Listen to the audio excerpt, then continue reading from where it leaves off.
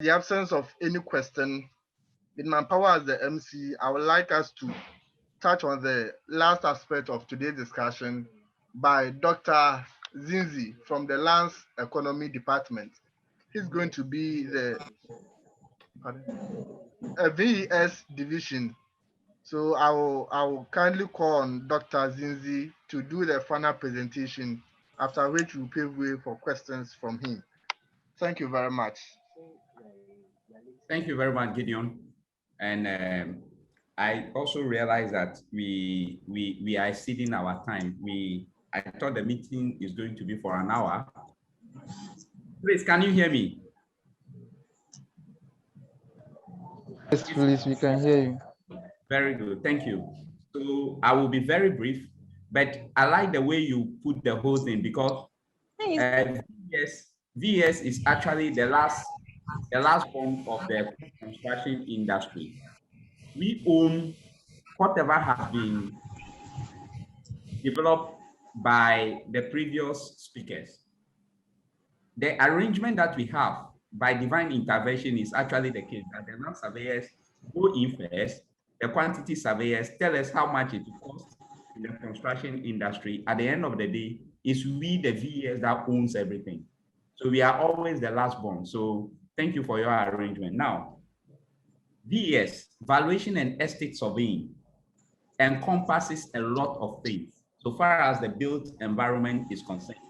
You'll notice that the name has valuation, two things, valuation and estate surveying. So by way of valuation, a trained person, a professional valuer, is capable of determining the value of all description of landed properties for several purposes. So far as putting monitoring value on a development, that is our domain as valuers, whether it's for rating, insurance, mortgage, probate, taxation, feasibility, accounting, compensation, whatever. That is what we do. So that is the aspect of valuation. Beside that, the estate surveying encompasses a lot of things, everything estate. That is why I said, after everyone has finished his work, even the engineers, after they have finished, after the construction is done, we own it, because that is where estate surveying comes in. So when we talk of estate surveying, we have estate and facilities management. Wherever you go, you will see property, you see estate. The one who manages, the one who administers these properties is the estate manager, or to a large extent, as the terminology now is the facility manager. So you see that the facility manager, who is also at times the estate specialist, doubles in all these aspects. Then we have land administration. When we talk about land, it's everything. And some of you know that the legal definition of land is invented pyramid. Invented pyramid in that, starting from the core of the earth crust to the air, as you go up, it expands. That is invented pyramid. That is the definition, legal definition of land. Now, the administration of these resources from that core point to space, the administration of that is the domain of the land administration. And that is where you find us also. So when you go to Land Commission, for instance, when you go to Land Commission, as we know currently, Land Commission have 4 divisions. You will find our people in almost all the 3 divisions. They are there at the PVLMD, they are there at the LVD, they are there at the LTD, which is Land LRD, Land Registration Division. You'll find them there. So that's land administration. Then we also have what we call land use planning. Land use planning. Land use planning has to do with how the land resource is used after it has been planned for. We have our colleagues, we call them our cousins, who are the spatial planners. But then the spatial planners, why they are interested in giving space to specific uses, we are interested in compatibility to enhance value. So they always want us to partner with them when it comes to land use planning. Then we also have land information system, LIS. Land information system is also another area that we work in. And as Dr. Nani mentioned, ADR, alternative dispute resolution, because we deal with land. And when we deal with land, we are interested in value. Why are there always disputes over land and landed property? It all has to do with economic value. So when it comes to ADR also, the land economists or estate surveyors are very, very key there too. Then you can also talk about housing and real estate. Housing and real estate. We know very well that one of the necessities of life is housing or accommodation or dwelling. When it comes to issues relating to this, valuation and estate surveyors are there. Then we also have legal education and land law. You can attest to the fact that you can't have people dealing with land without law. To that extent, most, and this one I'm saying it on empirical evidence, most of our students, people who finish land economy and then even join the profession, most of them end up as lawyers. Now, when you go to the High Court, of Ghana, you have at least 5 High Court judges who became judges with their first degree in land economy because they have learned land law to a very large extent, adding estimation of value to it. They are more than competent to act as judges when it comes to land disputes and related issues.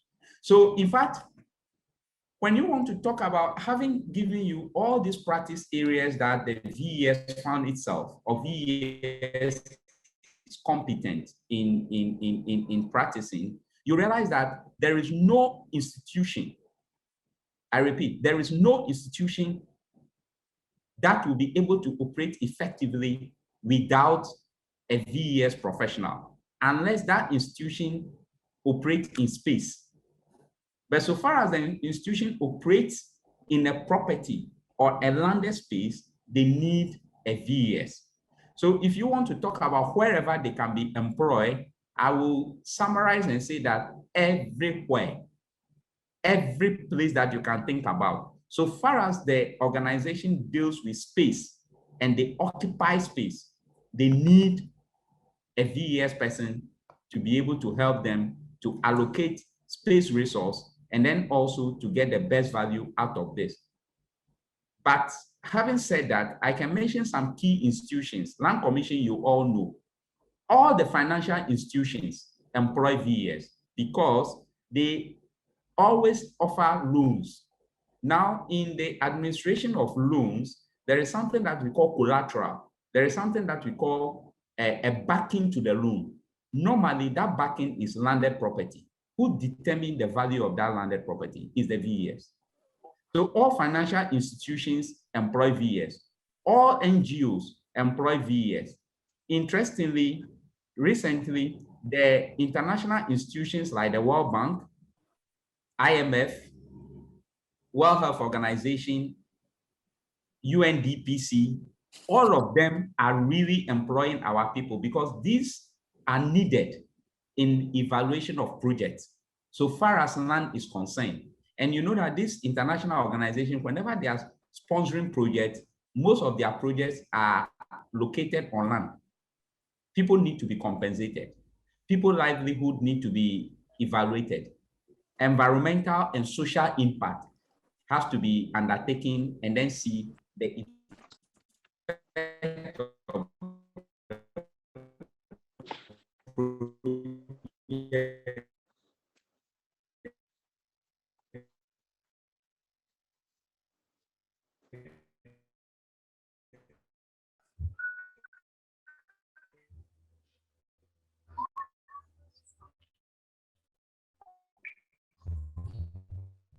on people. All these are the domain of that is very versatile, but they're very well informed and cultured. If GHIS, surveyors are to protect, and this is integrity. When you have, you can always perform as a surveyor. So everything property, everything landed, everything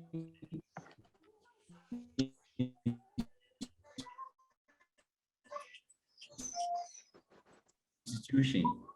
VES find itself, has been stated already, starting as a pave the way for you to get to know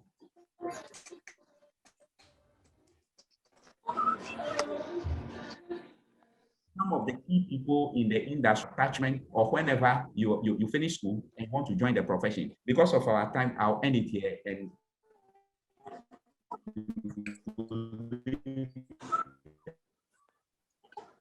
the rest to questions that maybe for the opportunity to talk to you.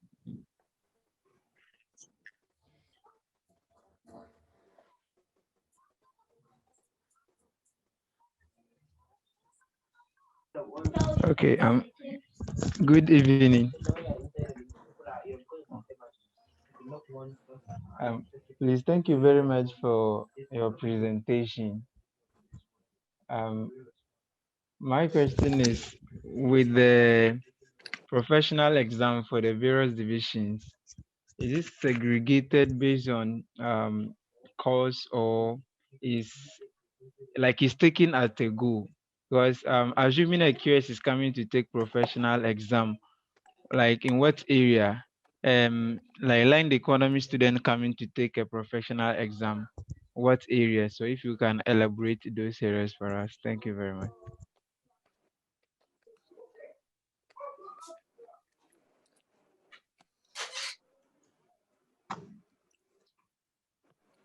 Please, is there any question apart from Malik's? Yeah, I have a question, sir. No. From his submission, you would realize that there's a kind of synergy between we in the built environment, that is a QS, a planner, and then a land economics, as well as an architect. But you'd see that in the built environment that we are in, there's no that kind of integration. We are like, all of us are separate, and we need to build this kind of teamwork right at the university before we leave the university environment. But you don't see that in our current system. So what are some of the steps that Dr. Zinzi, would take so that it will help us in fostering this kind of relationship moving forward? Thank you. Good. Dr. Zinzi, please, is the question clear?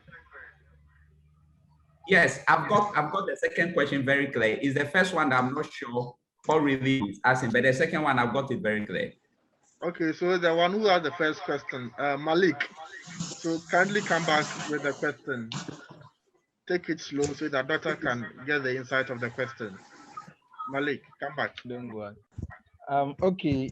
My question is, from their presentations, assuming you are coming to take a professional exam and become a professional valuer, for a land economy student, what are some of the areas you are going to be examined? And also, if you are coming as a quantity surveyor, what are some of the areas you are coming to be examined? Like, how is the professional exam thing structured? That's my question. Thank you. Dr. Zinzi, please, is it clear this time around?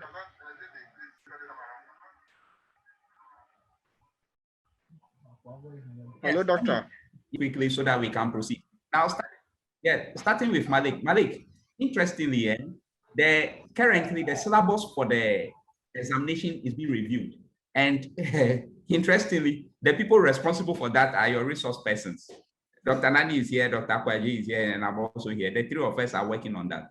But basically, it involves all the things you are learning currently in school.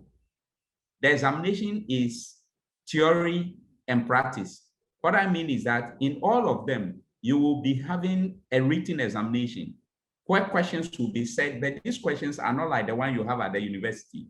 They are practical questions, questions relating to what happened in the field. That is why when you become a trainee member, you'll be attached to a practicing firm. The practicing firm will train you at least for 2 years. If you have a first degree, at least for 2 years before you take the examination, so that the examination cuts across all the things that you are learning here and the things that you learn in the training session. Then you do a written examination on it. However, there is also reports that you are supposed to present. You present reports that are practical reports on work that you have executed. Then in case of VES and LS, you also attend an interview. You attend an interview that you interact with senior colleagues based on the report that you present. They want to be sure that you prepare the report, and then also you have come of age that you can express opinion. So that is by the way of examination. But what I can tell you now is that don't worry too much about the examination as of now. Concentrate for now on your degree.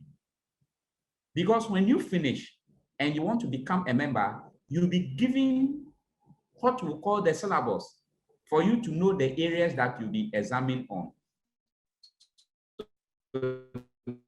That is it about what I am doing now to foster collaboration between students who are in a similar professions that are going to be in the built environment.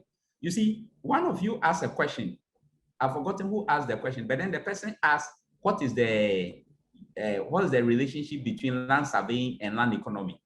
If you recall, the issue is that when you are in your first year, you have surveying courses. I mean, the land economy people, you have surveying courses that you take.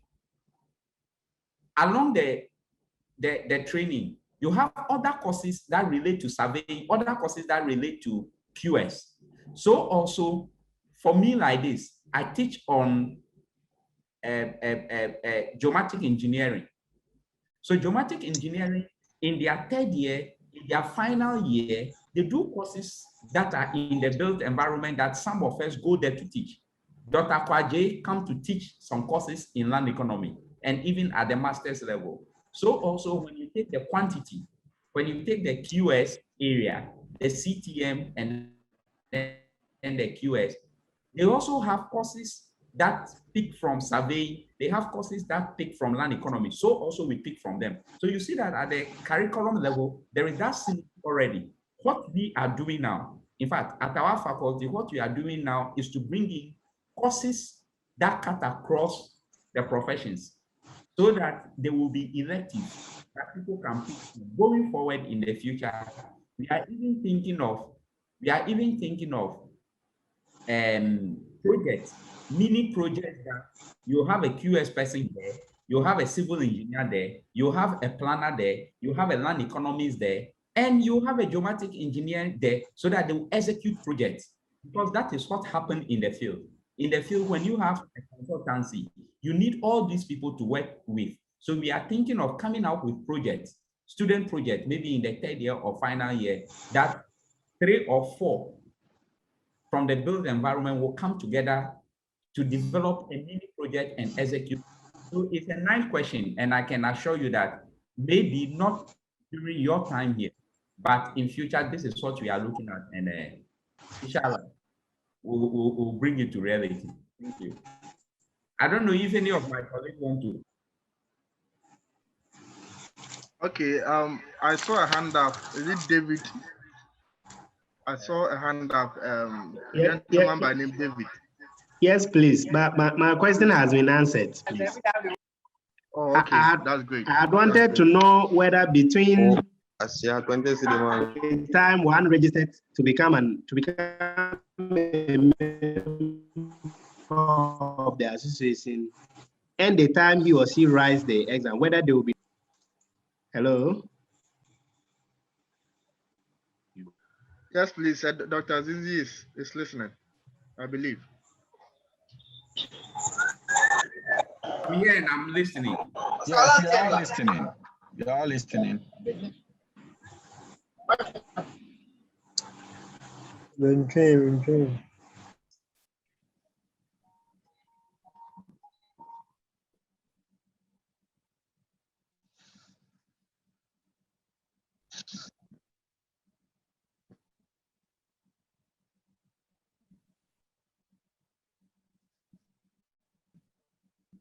Yeah, David, I think Doc was on the call, so come back with the question.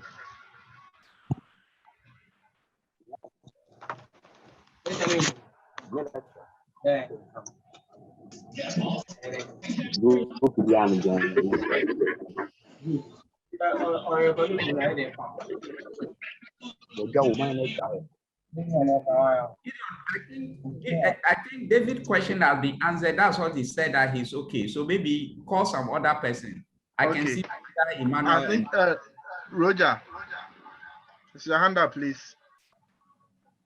Yes, can you hear me now? Please, yeah, come out the question and please be loud enough so that we cannot hear your question. All right. Please, my name is Roger. I wanted to know with the GHIS, it's a body on its own.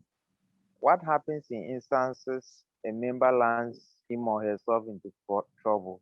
Do we have some kind of aid in terms of, it could either be you having lawyers coming to your aid at a subsidized fees, or even other helps that can come in as well. I don't know whether we have something of that sort in that situation. If you could brief us on that, I would be grateful. Regardless, it's not just only being about lawyers or falling in crime, but other helps that comes in as well, being a member of the society. Thank you very much. Dr. Zinzi, please, did you get the question? Yes, I've got it, but then let's take more questions. Let's take more questions. It's getting late. Okay, so then Emmanuel Apiaje, the Judicial Committee Chairperson, I think your hand is up. Okay, good evening. Please, I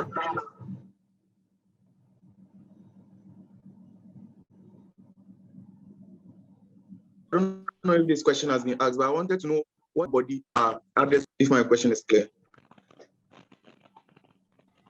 No, please, I think we had some bad feedback, so can you come with a question, Emmanuel? I said I don't know if this question has been asked, but I want to know what advantage do members of the GHIS, which is the main professional body, have over others within the profession, or those who are not part of the GHIS but within the profession. Dr. Zinzi, please, did you get the question? Yes. Okay. Any question from anyone so your doctor answers them at a go? Any question? Dennis, I think your hand is up. Yeah, I wanted to know. Please, Dennis, please be louder. Please be loud enough, please. Okay. I wanted to know if the 2-year probation starts immediately after national service, or you have to start working. You have to be employed before you can start your 2 years probation. Please, the question.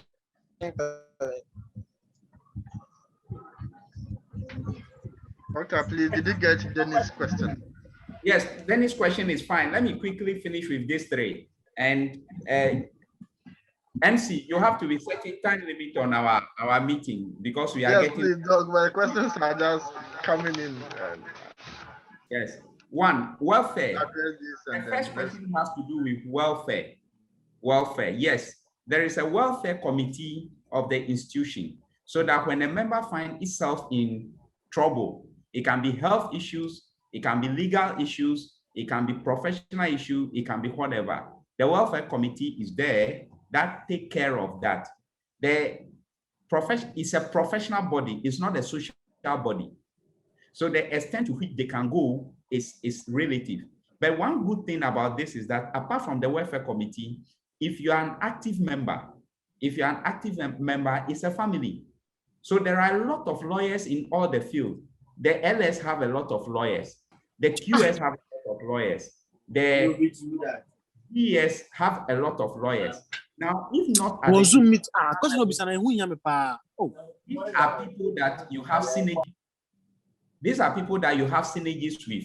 So anytime there is an issue for all of us, we just call one another. Because you belong to the same professional body, it is easy to handle issues. So yes, there is a welfare committee. However, we also enjoy being together and then having synergies among ourselves that we call on people to help us because they are one of us. Then the second question has to do with advantages of being a member of GHIS over other members who are not members. Yes. You are right. This is a professional institution which is voluntary. However, I can tell you that because of the track record that members of this institution have been able to make for themselves, there are a lot of clients that only want to deal with people who are members of the institution. When you take VES, like for instance, when you go to the banks will not take evaluation report from you if you don't have a VES stamp on it.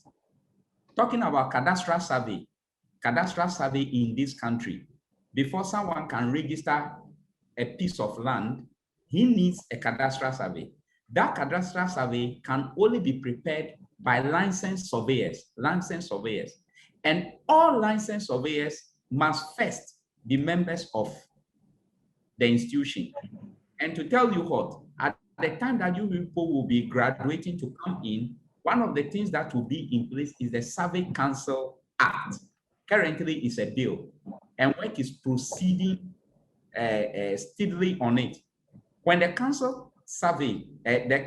Surveying Council Act bill now, when it becomes an act, you cannot practice the survey profession in this country if you are not a member of a professional body like the GHIS.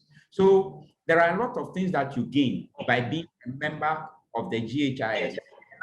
This question can even have some answers from the first one, because we talk about the welfare committee there taking care of the members and then also the synergies. You will just have to attend one of our events. We hope COVID will be off soon. If you attend just one of our events, you realize that the social environment even is something that will attract you to become a member, where you have people of the same mind, people of the same culture, people who are well-disciplined and cultured, practicing in the field, and you want to be one of them. The last one has to do with when your probation time starts. If you are a student member, I can tell you that your national service year even can serve as part of your probation, because you will have practicing firms that you know already. By joining as a student member, you have that kind of interaction with practicing firm in all the fields. As soon as you start your national service, just get attached to one of them. So far as you get attached to one of them, you are qualified to start training, so that your national service year even can serve as a probation period. So this is one of the key reasons why you should be a student member and be known and be counted. 2 years probation, your national service year even can serve as one of them. You don't need to finish the national service before you apply. As soon as you start the national service and you are in direct supervision of a practice